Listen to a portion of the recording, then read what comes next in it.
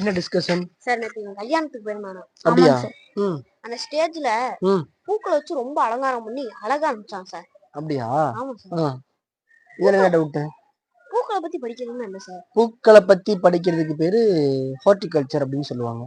பூக்களை பத்தி மட்டுமே படிக்க மாட்டாங்க.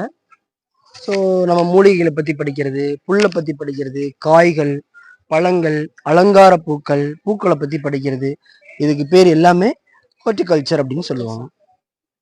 சார் அப்ப கால்நடை வளர்ப்பு, நீர், வேளாண்மை பத்தி படிக்கிறது சார்? கால்நடை வளர்ப்பை பத்தி படிக்கிறதுக்கு பேரு அக்ரிகல்ச்சர். அப்படியா? பிசிகல்ச்சர்ல படிச்சிருக்காரா? பிசிகல்ச்சர்னா மீன் வளர்ப்பு சார். ஓ, பிசிகல்ச்சர்னா மீன் வளர்ப்பை பத்தி.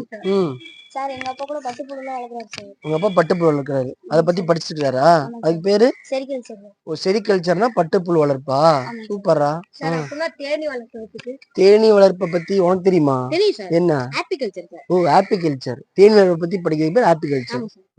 வேற என்ன டவுட் இருக்கா? சார் எனக்கு என்ன டவுட்? என்டோமாலஜினா என்ன அப்படின்ட்டு நம்ம வியூவர்ஸ் கேட்கலாமா? கேட்கலாம். ஓகே, என்டோமாலஜினா என்ன அப்படிங்கறத கமெண்ட்ல சொல்லுங்க.